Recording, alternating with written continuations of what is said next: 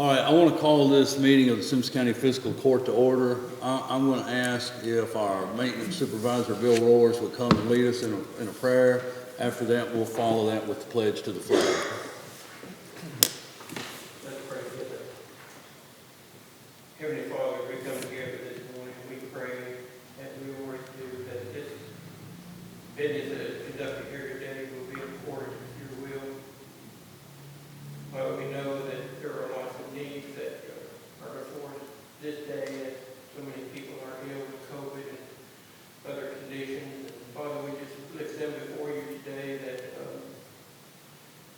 you might touch them, that they might feel your presence in those who are having really bad times, Father. We pray for them. We lift them to you. Father, we lift up this nation as things are about to change. And here again, Lord, we pray that the people that are in office will seek your guidance and keep us as a nation under God. Father, we thank you. We praise you. You are worthy of our praise. Thank you for taking all our sins away through Christ our Lord.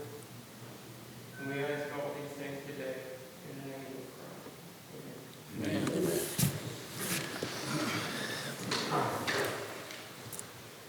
Pledge allegiance to the flag of the United States of America and to the republic for which it stands, one nation, under God, indivisible, with liberty and justice for all.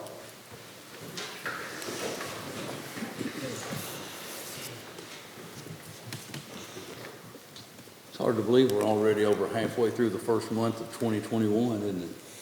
All right, so let's get to moving on. We have with us today our circuit court judge, Ms. Janet Crocker, and our facilities maintenance supervisor, Bill Roars. They just want to discuss a capital project with the Simpson County Justice Center, and whichever or both of you would like to.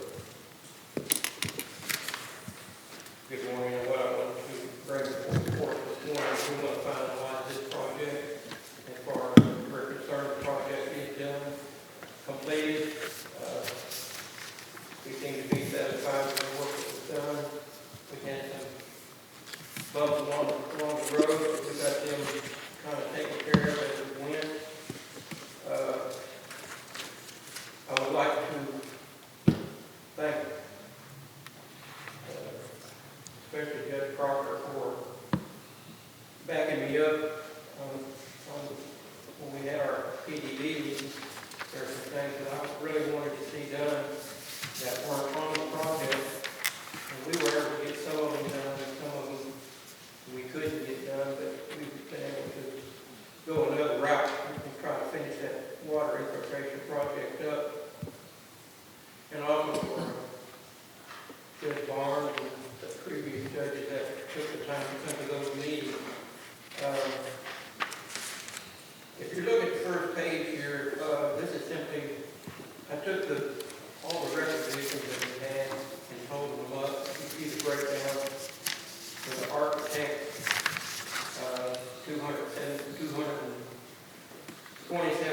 978 and 2 cents. I don't know how the 2 cents. That was for the architect's fees and the drawings. Williams Restoration, who was the main contractor.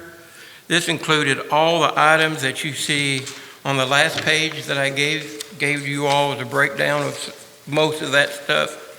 The generator and the FRP and the shop drawings for the FRP. There was a lot of work involved on the FRP because it had to be redesigned and from the original.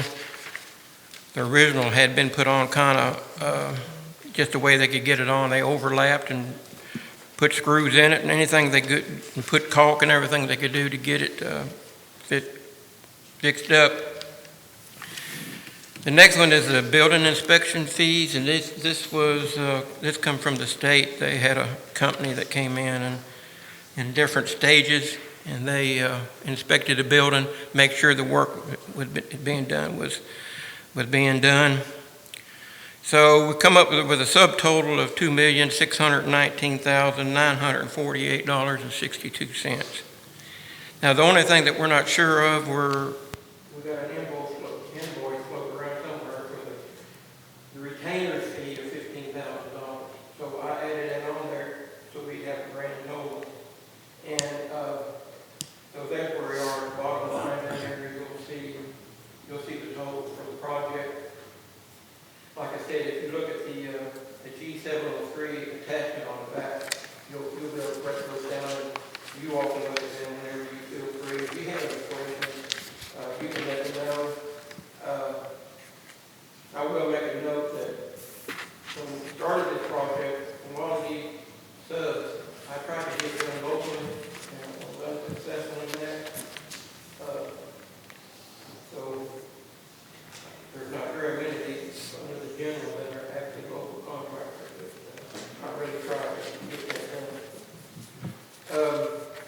On the next page, I wanted to kind of list some things that, you think that we paid that $2.6 million to get what was originally done put back. So we had, most of these things that we had done were actually improvements to the building that weren't there before, the project 1693. And I listed them. One of the main things was that number one is the building completely dried in before the FRP was installed.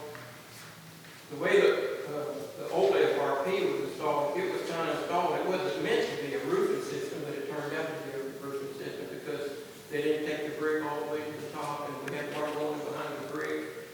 So before they even started on, after they removed the old FRP, was the first thing they done, they waterproofed the building.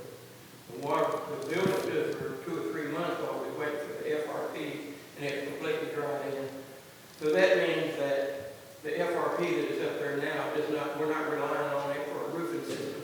It's simply to decorate the building. You give it, what it looks like now. So that was one of the big things for me to get the building dry. Another thing was on the old FRP, they had the FRP actually come out like 18-inch bands, and they just seamed that, and that was a roof that was actually a water roof, and the sealers that all come loose, and they had leakage everywhere.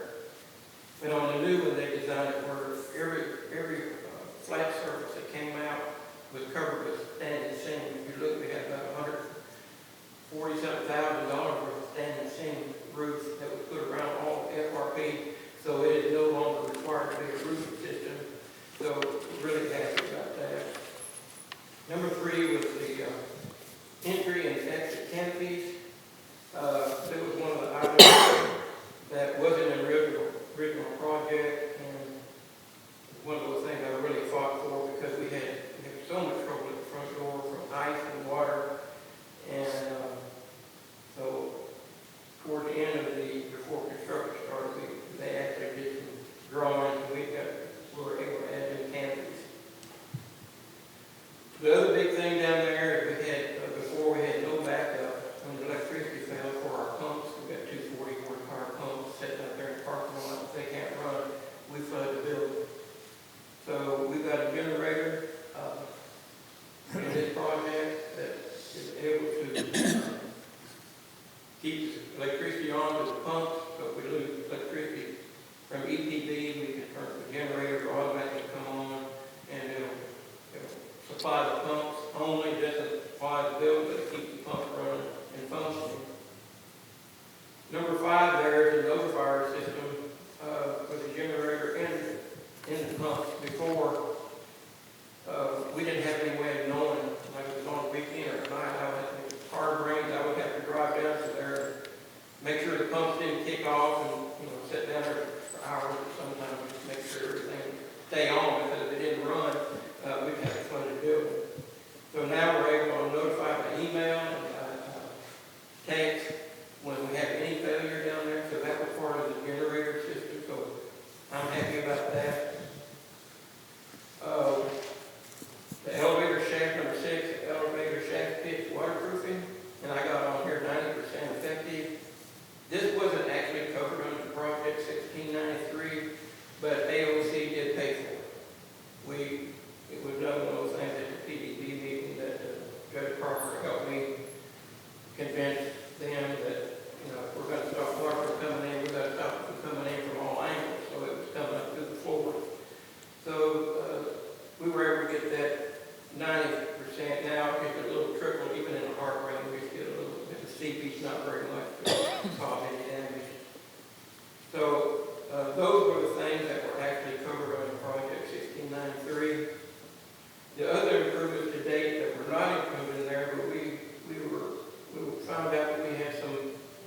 seed money that we could use for other projects down there to get some other things completed.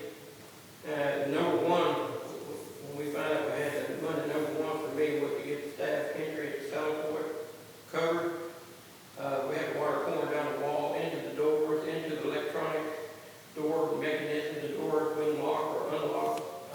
Sometimes when the water came down, plus we had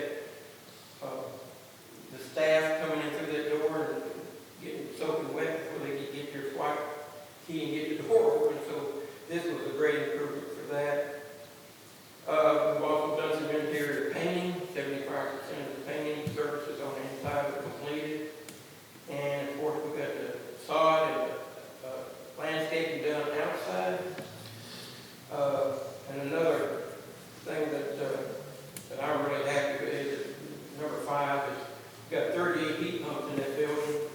We have on the original thermostats that were installed in 2004.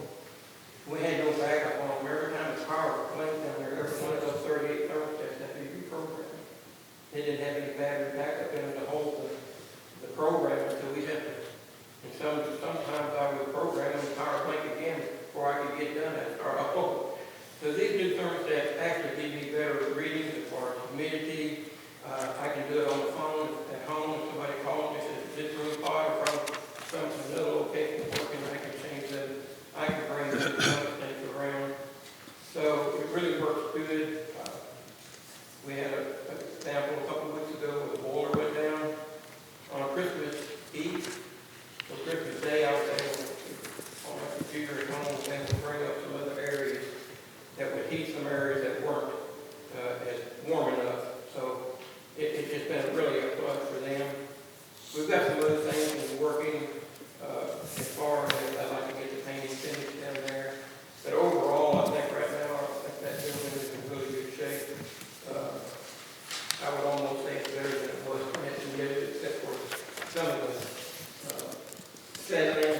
I've seen some foundation cracks and which is going to be little, some brick walls that are starting to crack a little bit on the inside of it. And I feel like it's going to be wrong, especially with the condition of the boundaries that we set it on. So, if y'all have any questions about any of it, I've got 3 2-inch books down there. Anybody wants to go through all the shop drawings and for any of this or any of the other specifications, I've got all that. Otherwise, when we're done with it, I'm packing it all up and we're going to put it in the same place and keep it in file. So we have a record of that complete project. It probably is better than when new, I guess, Bill, because am I understanding right that it pretty much leaked from the time that it was completed, the first? Yeah. In fact, if you're going to build and your question together, I too would like to just express my appreciation, first of all, to the fiscal court, and then for Bill's services through this project. I know Magistrate Chandler in particular expressed concerns when we came to the fiscal court with this project. And again, this was funded through an appropriation from the legislature through the judiciary budget. But the way that the funding in that building and its operations work is it flows through to the fiscal court. And we actually had to create a project development board to issue the bonds, which will then now be paid back. The debt service will be paid back to the administrative office of the court. And of course, Magistrate Chandler was served on the fiscal court when this building was originally built. And of course, was surprised when we came back at the age of that building with a 2+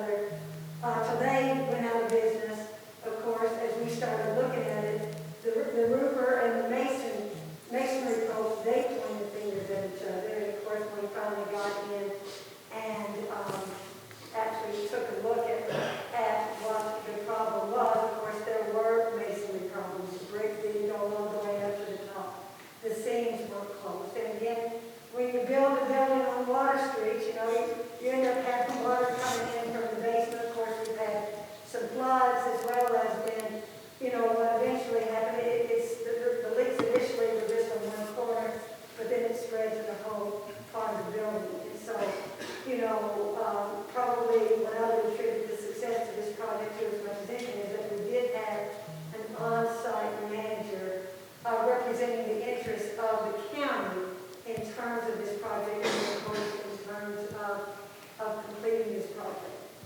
And so again, I really, on behalf of everyone who works in that building, we really appreciate that you share Mr. Moore's services with us. And I know at times we may seem particularly needy in terms of those services. As Bill indicated to you, this project was a success. It did come in slightly under budget. We'll see whether or not, again, as I said, there's about $50,000 to be addressed. It worked. The building is no longer leaking, and we do now have measures in place to prevent the flooding that we've had to deal with in the past. The generator is certainly a really needed addition to that building. I do think that our citizens will be better served with the canopies that we've now put in, that the entrance to the building is waterproof as well. And as I said, really appreciate the fiscal court's consideration and cooperation throughout this project. The next step that will happen is that once we get this $15,000 revenue resolved, then at that point in time, we will be ready to disband the project development board. Again, in terms of when we talk about the completion of the project, we've actually gone through that year of warranty period for certain of the work, and so we are now ready to disband the project. Going forward, the administrative office of the courts will service the debt on the bonds. I don't want to get too far out in the weeds, but of course, as Magistrate Chandler can explain, and some of those may be aware of, particularly with like school projects as well, is that as the bonds have been refinanced over here on the building itself, the original construction, at times as an incentive to the fiscal court to participate in that refinancing effort, there are some monies that flow back to the fiscal court periodically. Again, I don't know whether that will be true with respect to this bond issue or not. That as we go forward, if they're able to refinance it, whether or not there will be some funds that will go back to fiscal court. But the one thing that we assured fiscal court at the outset of this project is that there would be no monies that would flow out of the general revenues of the county, and based on the project being managed within budget, that has remained true today. So again, thank you all so much. Like I said, if you've got any questions, I wasn't sure if you're going to be Mr. Moore's, they can probably answer those for you. Thank you so much. Judge Crocker, just a couple of comments. If you gentlemen, do y'all recall New Year's Eve 2018? That was the day that we were all sworn in to this office that we're sitting in, and Judge Crocker was doing the swearing in. Right. And as we say here in South Central Kentucky, that day it was raining cats and dogs. And I recall, you recall telling me this, keeping this roof over our head is now your responsibility. So I can say that I'm very thankful that we have Bill overseeing, because there were a few things that I walked down and looked at with Bill, and I can tell you, Bill was on top of these guys, making sure that this time around, this deal was done right. And so that was good. The other thing I do want to say, and I don't think I'm speaking out of turn here, if I am, please don't toss me in the hokey. But your resignation is public knowledge? It is. It is. So if I'm right, if I'm counting right, you're 12 more days before your official resignation date from circuit court judge? That's true. Yeah.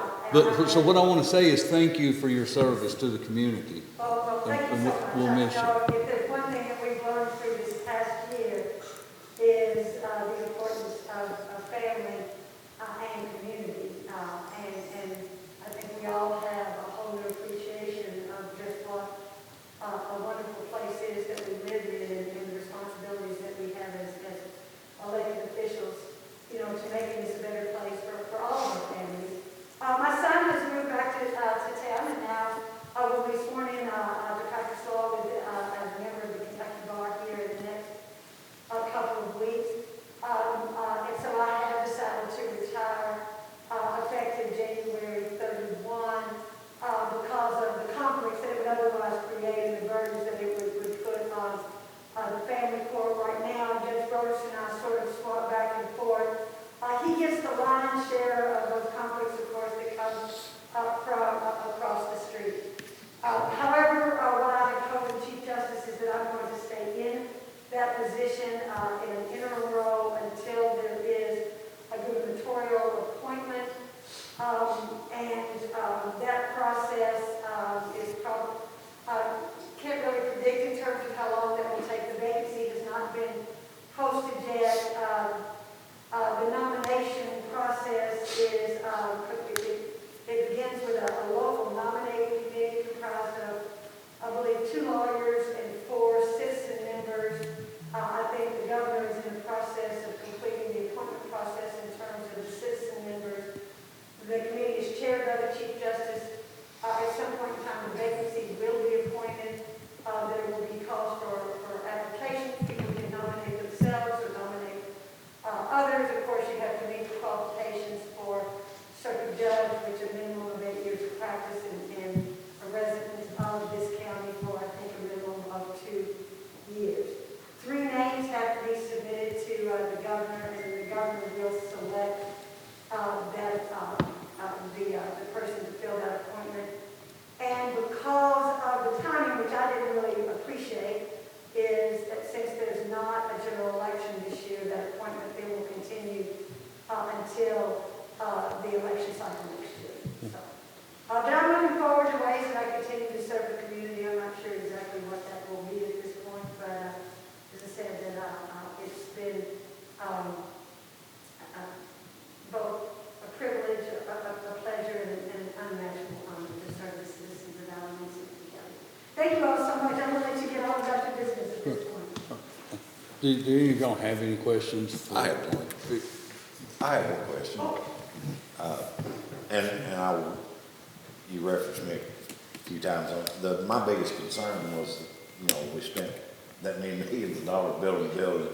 It wasn't very old, and then it was taking this much to build up the code in the way I gathered it. The contractor didn't do what he should have done, filed bankruptcy, left town, and left the state holding the bag. I was disappointed in the way that process worked.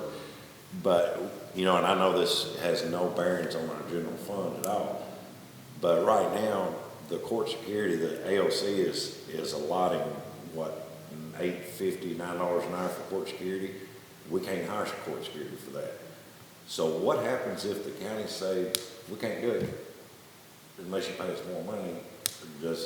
Will the AOC provide their own security, or, because that is a burden on our general budget. It comes out of our sheriff's budget, that extra.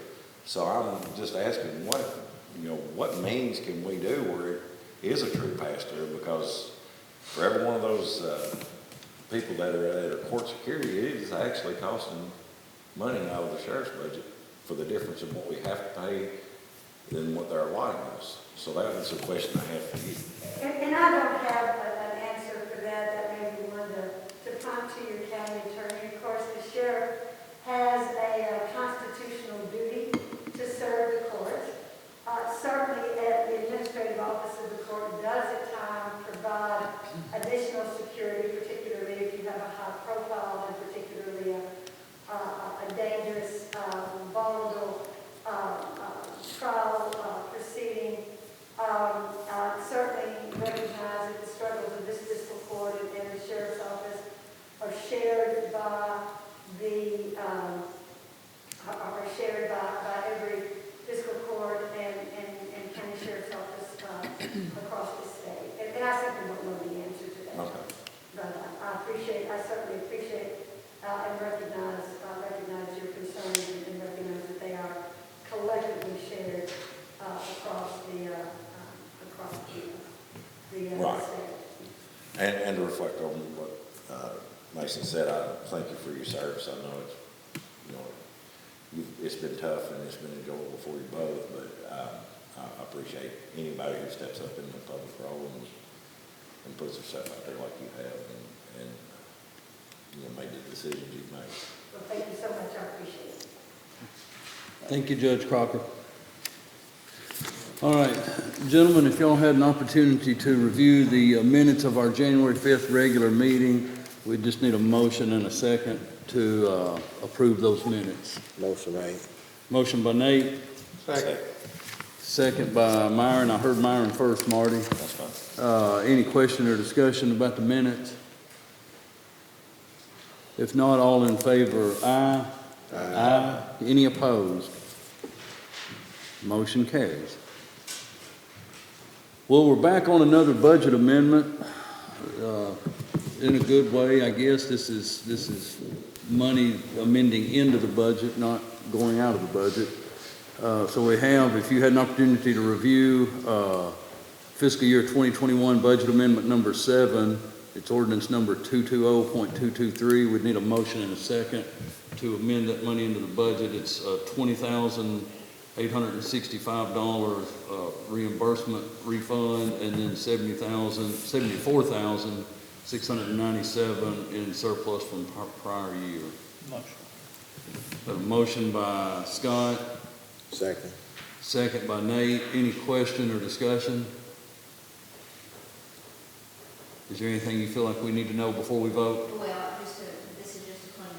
I mean, from where the purchase of our vehicle, we had the employee adjustments, earlier, and so it's just cleanup is what it is. Any other question, discussion? If not, Pam, on the ordinance, we'll do a roll call. Yes. Nathaniel County, Yes. Marty Chandler, Yes. Myron Herman, Yes. Mason Clark, Yes. And then next, gentlemen, is something that I guess we take on every January. I assume it is because this is the third time that we've done it since I've been here. Yes. Every year.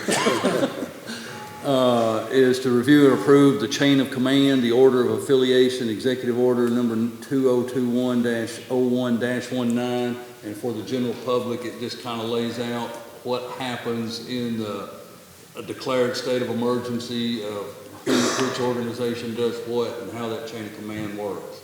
Is that Bob's poking his head in the door? Is that close enough, or do you? Basically for search and rescue. Okay, yeah, but as Bob was saying, it's basically for search and rescue operations under those declared states of emergency.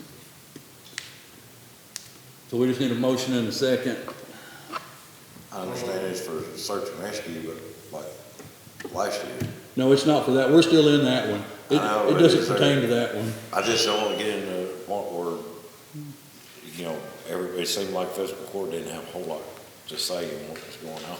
You know, it just like, they just shut everybody down and did everything, you know, and the local people didn't have a whole lot to say in that, so. Yeah, well, we're hopeful that the state legislature is going to curb some of that, going forward, because you're absolutely right, we had no voice. I reached out a few times and said, hey, we gotta be able to do something. But I think, and Bob, you can address this if we need be, I think this one here pertains more to, tornadoes, storms, things where people's lives have been imperiled by an act of nature or something of that nature. And you can, Bob can probably clear this up. And I think that's part of what, while Bob's coming, that's part of what the state legislature is going to try to clean up. Honestly, we've been under a state of emergency here in Simpson County since like March the 17th of 2020. So we're closing in on a year. Every county, I mean, all 120 counties in the state of Kentucky are still under a state of emergency. The state is still under a state of emergency unless Bob or someone knows otherwise. I think the federal government still has a state of emergency issued, all due to this COVID pandemic. And I think that's the kind of where the state legislature is going with the KRS 39. I don't think a state of emergency was ever really designed to address a health issue and be an ongoing pandemic. It's usually an occurrence, a known occurrence that has kind of a defined ending, whether it be a cleanup or whatever's going on, so. This document here basically is put in place to affiliate the Search and Rescue Squad, the Office of Emergency Management, and the Fiscal Court into an organization, the chain of command, and what we will and what we can and what we can't do when it comes to search and rescue. It really isn't associated with a state of emergency or disaster declaration, anything like that. This is just for search and rescue. Okay. I just want to address my opinion. So I guess we do need a motion and a second to authorize this order of affiliation in order number 2021-01-19. So moved. Got a motion by Marty? Second by Myron. Any other question or discussion? All in favor, aye. Any opposed? Motion carries. Next, gentlemen, if you had an opportunity to review budget transfers, we'd need a motion and a second to authorize those budget transfers. Motion moved. Got a motion by Nate. Second by Myron. Any question or discussion? No. All right, all in favor, aye? Aye. Any opposed?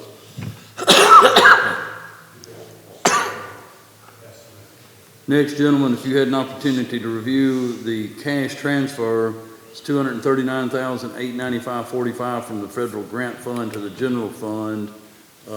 These are the CARES money and the Rest of the election money. Yeah. For repairs as well. Yeah. And, HIDA for the sheriff and, Cox hiring grant. Yeah. So they go, when we get those money, they all go into this federal grants fund, but we can transfer them to the general fund. And that's what those budget transfers are too, it's getting it all built back to put back into the sheriff's budget to offset his salary expenses on the HIDA and costs. Got a motion by Myron, second by Scott. Any question or discussion on those cash transfers? All in favor, aye. Aye. Any opposed? Motion carries. Next, gentlemen, if you had an opportunity to review the bills and claims, we just need a motion and a second to approve those. So moved, then I got a question.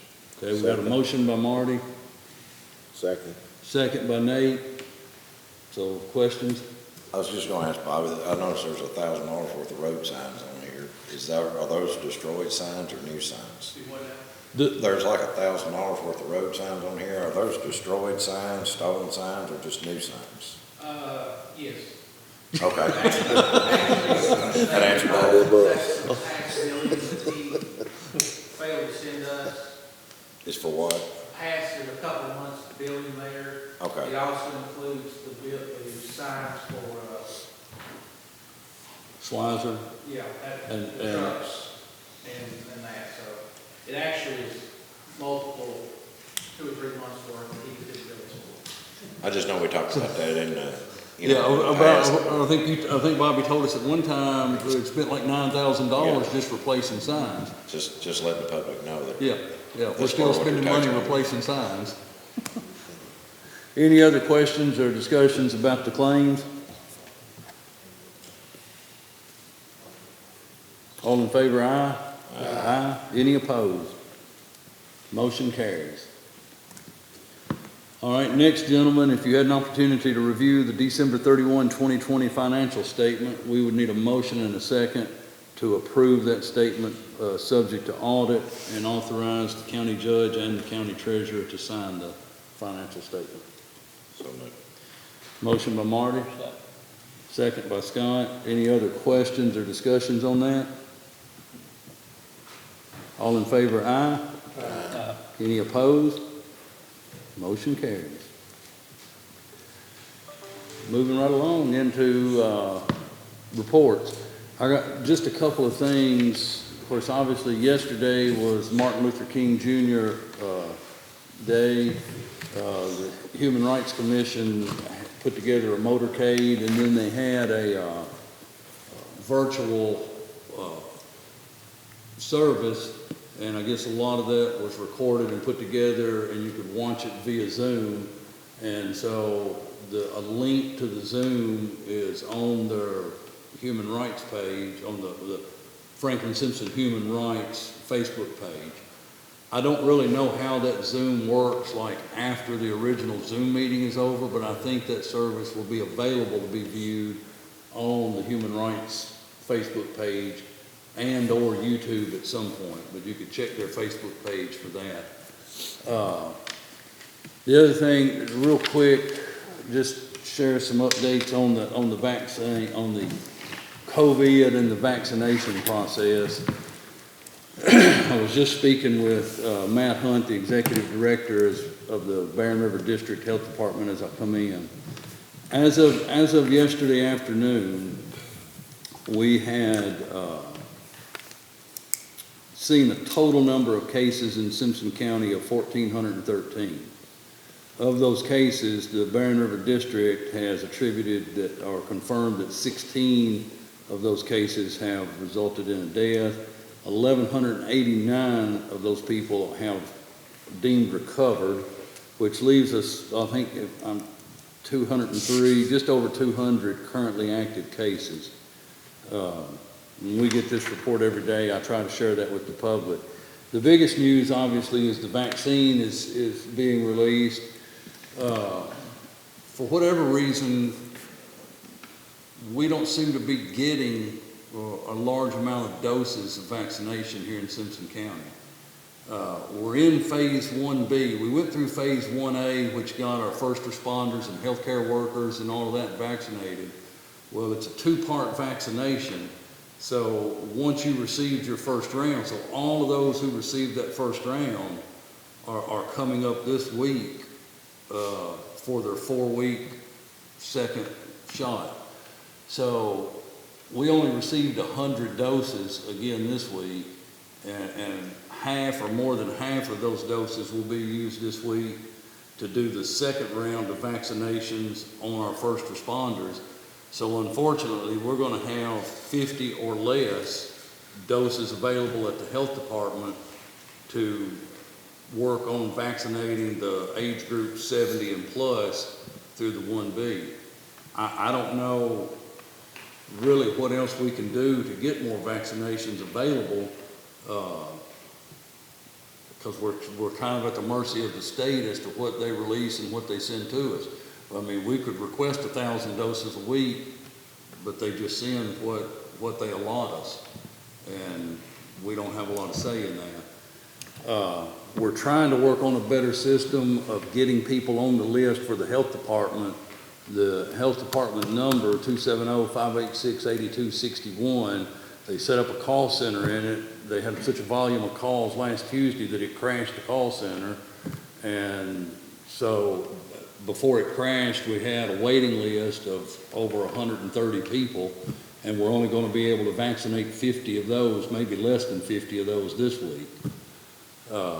And then we go into the next week, and whatever doses we get, the first bunch of those doses will be used for the second vaccination of the other group of first responders that were vaccinated. Because the first responders were vaccinated at 2 different times. There was a group early 4 weeks ago, and then there was a group like a week and a half later. So those vaccines will be used for that. Another alternative for people, because as I was talking with Matt Hunt coming into the meeting today, evidently the medical center is able to obtain several more doses of the vaccine than the health department is obtaining. I don't understand how you have a public health crisis, but yet your public health facilities can't get as many vaccines as the hospitals. But you can, even if you're a Simpson County resident, and you have the ability to text, you can text the word senior to 270-796-3200. If you don't have the ability to text but do have access to the internet and email, you can email to vaccine, VACCINE, at mchealth.net, and they will get you worked into a system that you can actually get vaccinated in Bowling Green at the medical center if you want to get on that list. I wish there was a better way, because I believe me, I can tell you from even the volume of calls we got at the courthouse last week, there are a lot of people in the 70-plus age demographic that are looking to be vaccinated. I also put out just a one questionnaire to the public on my social media page about, do you intend to take the vaccine? And your options was yes, no, maybe. As of last night when I looked, there were just under 200 people is all that's responded, but of those, it was 179 or 170 something. 78% of the people that's checked has said yes, they intend to take it. Now, I don't know if that is a cross-section of the entire county. Do we expect 70 to 80% of the county to take the vaccine? But if we do, we're going to need 28,000 doses. I mean, if we're going to vaccinate 70% of 20,000 people, 2 rounds, we're going to need a lot of doses, and it's going to take a long time getting 100 doses a week from the state. By the end of next year. It'll take 3 years to get it done at the rate that the vaccination's being released. I'm telling all that so the public is aware of what's going on, and also I guess I'm kind of pleading mercy in that we don't really have any say as to how much of the vaccine the federal government releases to the state, and then once it comes to the state, we really don't have any say as to how many doses are allocated to Simpson County. So we're going to keep working on it and doing all we can, but I know the demand to get vaccinated is high, and it's just going to take some time and take some patience.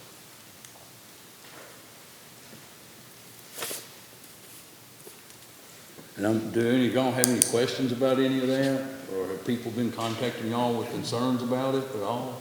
No, I really haven't had a lot of contacts. I've just just seen on social media and different places, look, there are a lot of concerns. Yeah. Have you talked to other county officials that have had the same boat? All of us are, and said some counties it's even getting fewer doses than we are. Okay. Yeah, yeah. So I really need to talk to Judge Harper over in Allen County, because Allen County has their standalone health department. They're not part of the Barren River District. I'm curious to how it's working over there. I'll find that information out and let y'all know. But anyway, that's all I've really got. Marty, you have any? Yeah, just to let everybody know, and this is in Allen County, but it could affect several people in Simpson County. There's a bridge on Gold City Road. And if I looked at the sign right this morning that goes to this door, I think it said 9 miles past the store on 585. They've taken that bridge out. The state has taken it out, which I didn't understand because, in my opinion, it was one of the better bridges on that road. It was a low water crossing. It had the slope sides and all that.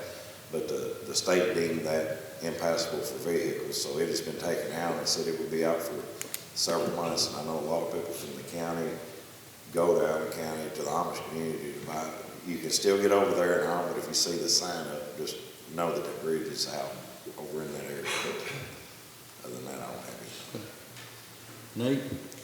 Yes, the Parks Board met last week, and then we voted on to conduct spring sports with registration dates and other information to be determined at a later date. So as right now, we are looking to have spring sports out at the park. Good news. And that's from D-League, Little League, Babe Ruth, and girls softball. Good. And also the Boy and Girl Club, we met virtually last night, and just some information to put out. Lynn Raines, she was the second in command down there under Mr. Goodnight. She had departed as of last week, and she got a new position, CEO at a a West Virginia Boys and Girl Club. So she's no longer with us. But we do have new staff members now down there, you know, and then the judge had put out that everything is going good. You know, he had moved some people around and have hired some more people, brought some more real good experience in from other Boys and Girl Club. You know, so we're doing good in that aspect. And also we're in the process of seeking new board members. There's about 3 to 4 board members that we're gonna have to bring in, you know, to help us make crucial decisions across the board. And also the Youth of the Year celebration virtual fundraiser / Youth of the Year dinner will be held on January 26, 2021. So we are going to have a Youth of the Year celebration down. And that's all I have to put out at this moment. Thank you, Nate. You're welcome. Scott? All right. Byron? No report. All right. Counselor? Sheriff? No report, sir. Jailer? Yes, sir.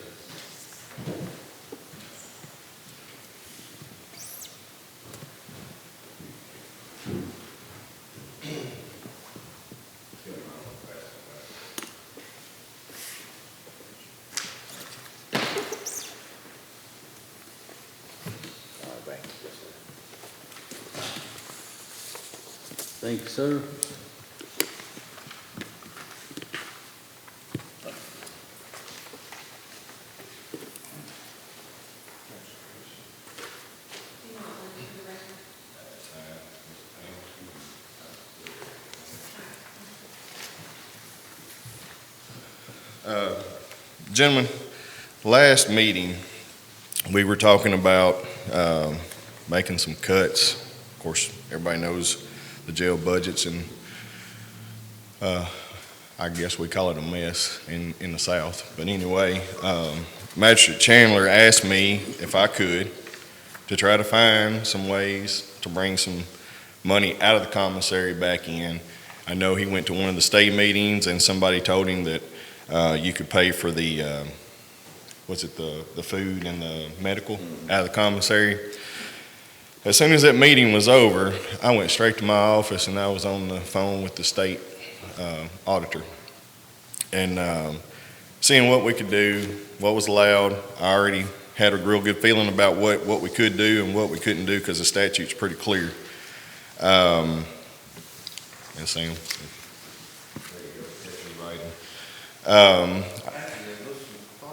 look familiar. Sorry about that. So anyway, we were talking about a few things, and I know Judge brought up some ways to save and ask us to cut our training, some of our training that wasn't standard. So I ran it by the state auditor, what was above and beyond our standard training, and could that be, taken care or paid for out of the commissary. I've talked to Magistrate Chandler after the meeting, explained to him kind of what was going on. But they told me as long as I had the hours documented, separated from what was standard, that it was a gray area. We've been in gray areas before, so we're going back in the gray area. Get the average of what the pay was across the board, top to bottom, and thought we could make a good case. Then they turned around and they said, but to make this, to confirm this, talk to your county attorney and run it by him and let him sign off on it. So that's what I did. Everything on there that is above and beyond, I covered with the exception of firearms. If you'll look at the statute, and it's right there in that letter, if you'll look at the statute, it says anything within the facility. And we don't pack firearms inside the facility. I wanted to argue a little bit, argue with Sam. He makes a good case. I understand it. We're on the same page regardless. But when we're doing transports, we're gonna have firearms on our deputies. That's just a no-brainer. But with the statute saying it and us being able to cover it out of the commissary, it says within the facility. It's kind of tricky there. Since you're gonna be talking gray areas and defending yourself to the auditor, I figured I'm on the plain reading of the statute, and within means inside, and obviously having firearms in the jail is a big no-no. So, and I'm okay with having firearms, particularly for transports and stuff, but I don't think that falls within the statute. And he's right, we had a little bit of discussion, but everything else that they talked about, I thought was certainly justifiable. I wouldn't mind going out on a limb. The auditor saying, I think that qualifies under the statute, but that's going to, I know it's pretty too far, so to speak. So with that being said, I took the hours that we could use, the training hours that we could use. I multiplied that times an average across the board, and I'll be giving you a check for about $6,400. What does it say, 64? 6403.78 to the That's- penny. Yeah. So I'll be presenting that. I was going to present it today, but we got some sickness going on, and I couldn't get to a check. So it's a three-step process to get to a check. So anyway. Jayla, I appreciate you looking into it and doing what you can, and I do appreciate that. And I don't want to rehash our meeting from last week. We're not, because I'm going to walk out if we do. Just so that, I mean, just so we understand too, I mean, this is great, and I really appreciate you doing that. It's something. But as I forwarded you last week, where I think we're looking, going into next year based on where we're at about a deficit of 1.8 million. You said this morning you think you can cut 300,000 out of it, still at 1.5. We were looking at it, we looked at it all week, Yeah. about somewhere between 2 and 3. Of course, you haven't had an opportunity to really look at this, but gentlemen, I just handed the jailer a copy of a proposed budget. If we had no state inmates whatsoever, if we only housed our county inmates. Now, in fairness to the jailer, he just got it this morning, he hasn't seen it. I want him to look at it, see what could be adjusted. I'll get you guys copies of that once we do. But as we're looking at it, it appears to be more in the 2.4 million range to the bad. Can I bust your bubble even more? Here's the other option. And I've been saying this. I'm glad you did what you did. Thank you. Because it's bringing clarity out. I can't make y'all see it, but you will. If we shut it down, it's going to be even higher than the number that you wrote. Well, that'll be our next number we'll have to look at. I know. Behind this one. And I mean, And gentlemen, I want y'all to know, I was in a meeting Friday. I was in a Zoom meeting across the state Friday.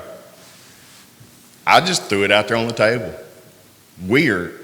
I'm going to say, we're in a good spot in a bad situation compared to the rest of the people, the rest of the jails, rest of the counties. They're all hurting. Everybody is hurting, and it's in the jail population. It just is. And, I mentioned, my court was even entertaining the thought of maybe us shutting down. I mean, it's been brought up. It's no secret. And we're not the only one. We're not the only one. But we're in a good spot. We really are in a bad situation. Here is a possibility. And you were telling me that the state has not increased the per diem on state inmates for 16 years. That was in the discussion. That was actually the topic of the discussion. Nicole's been here 16 years. She said she doesn't recall an increase during her time. There hasn't been. So my point being to this is, if you just looked at just numbers, if you just said, okay, if we're getting 31.34, if the state would just give us a $14 increase to 45.34, and I'm not even sure the 45.34 really covers what it costs to have those inmates. I will tell why you. But listen to this, at $14 on 170 inmates would be $868,700 per year. Can I throw something else out there? But I don't think we're going to get that increase. In that meeting, you're not.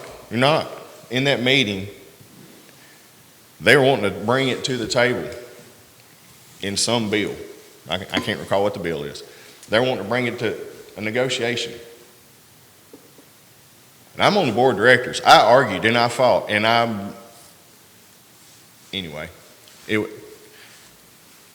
we as an association asked for $2 a head per diem. Well, that's what they wanted. I said, then we need to go to the table and ask for $5. And they said, well, that's being greedy. In negotiations. Talk about a $2 increase? Yes, exactly. I did the same thing, Mason. I did the same thing. Sam, were we contractually obligated to house state inmates? No. Okay. Eric, has there been what is our cost? What is our cost for housing an inmate? About 27. I can tell you this, I think it's about 27. I'd have to put a pencil to it.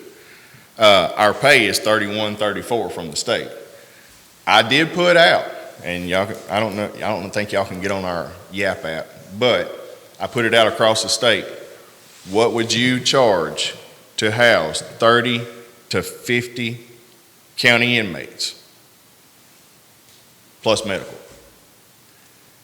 And the lowest one, it went from $35 a day to $55 a day. $55 a day was in Warren County. He said, I'm not going to hire, or I'm not going to. Who can do it for 35? Oldham County, Sheriff. You know how far Oldham County is? Pretty good ways. It's right next to Louisville, yeah. Basically 2 hours away, so it's 4 hours front and back, going. Are you getting a list compiled of the counties that can house them and what they would charge? Oh, I got it right on my phone. Can you email it or text it to me? I'll screenshot it, send it to you. This is the one, this is me asking the jailers across the state of Kentucky, what would you charge? Of course, like I said, there was one 35 per day. That was Oldham County. The rest of them has been 40 on the dot and up. Warren County said that they would house $40? $40 per day. Plus, that don't include medical. How many county jails are housing state inmates? We are one of the largest. But I mean, how many? I mean, is there 10 counties? Is there 20 counties? Is there 50 counties? I would say they all do to an extent. Like we're right now, our count was what was it, 191? Yeah, 190. Today. Where this jailer right here may house 5 just to handle his outside detail. Well, Does that make sense? I don't have your spot on that board, but I would suggest that the county jails pool together and just say, look here, here's what we need. If you're not going to do it, we're going to bring them and... Let me finish that sentence for you. We're going to cuff them to the fence. I had that, Mason, me and you're on the same page, because if you can Zoom our meeting or get into it, you can see I said those exact same words to the entire state of Kentucky. If we can't get anything, then here they are back. We'll suffer on our own. Are you aware of a jail in the state of Kentucky, a county jail, housing state inmates, that's good with the 31, 34 per day? No. They're bleeding us dry. They're bleeding the counties. We're doing it cheaper than what the state's doing it. State, hey, your private prisons that they open up, they're doing it for 50 plus. They're charging state 50 plus per day. My point being, they're riding on the counties. This is what's happening. My point being, they can afford an increase a lot more than they can afford every county jail to say we're done. The savings was $42 million this year during COVID under the corrections. That's what the state saved. $42 million. I had a conversation with a manager in Logan County, and they have 0. And just tell what the manager told me. They don't have any state prisoners. Who? Logan County? Just tell me what this manager told me. That was here a couple, 3 weeks ago. 0. They have had me, said they got a 90-bed jail. Does that sound about right? No, sir. They've got about a 200-man jail, and yes, they do house state inmates. He told me they got said we'll have anywhere between 50 and 60 county inmates, and their budget is 1.5 million a year, with between 50 and 60 county inmates. Now, But anyway, Myron, I don't want to discuss another counties, I understand. but if you want to come down, I'm pretty sure I can get the jailer on the phone and we can have a talk. He'll tell you straight up what he's the bottom got. line, you're well aware that, and all these guys are aware, that we simply don't have the funds to stay on the track we're on right now. So you've got another item to look at. I'd like to get those numbers from you. After you look at that, we'll compile what would be our real cost if we didn't keep any inmates at all. I mean, honestly, as we go into this next budget session, I mean, we just have to lay it all out there and say, what can we afford to do? And that's fine. I mean, like I said, no secret, don't mind telling you this, the sheriff and I, we talked, the day we had the day after the meeting, wasn't it? It's going to involve him too. I mean, if you close it, it's going to involve him too. The question is, do you want to send the sheriff's deputies to Oldham County to pick up an hour away? That's going to get very, very costly. Yeah. And they may be picking up one. So- We appreciate you looking into this part. I appreciate you doing what you're doing. What about our Dare County? I mean, how many we got from Dare County? Do you know? We don't have but about 5 right now. But here's the thing, we're at a point right now, and I fought this Friday too. Friday was a busy day, y'all.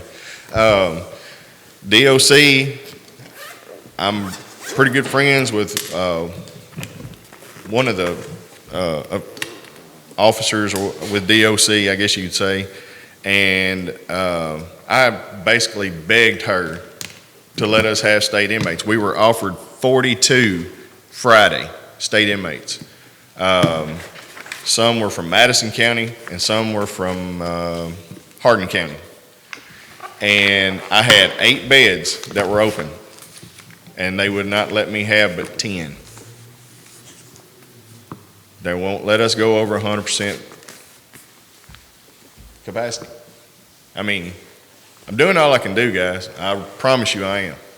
Well, I appreciate you looking into this. So, Yeah, I was gonna say, I appreciate you doing that. And I'm not really trying, I'm just gonna throw these numbers out there. Right now, we got the financials today, December 31. Our Class D revenue is 35%. Our food's at 35%. Our medical is about 41%, but our personnel is still at 50%. That's the problem. You're too heavy on personnel. So, I'm not like I said, I'm not trying to start an argument. that's fine. We check. The numbers, that's where the issue is. It's more there than it is getting $2 a person more for a state inmate. Well, So that's $2 a person. There's a lot of factors there. I mean, you know, I guess the benefits and stuff, all that went up. Is that correct? And we look back at 2013 to match up. Match up was identical. Number of employees, number of inmates. It's exactly the same. So, appreciate your time. Just wanted y'all to know what was going on and that I haven't turned a blind eye to the court. I'm doing what I can. It's not always the best, what you want, but I'm trying. Thank you, Jay. Chief, do you have anything for us? Nothing? Bill, anything else with maintenance? Bobby, anything with the road? Okay. One thing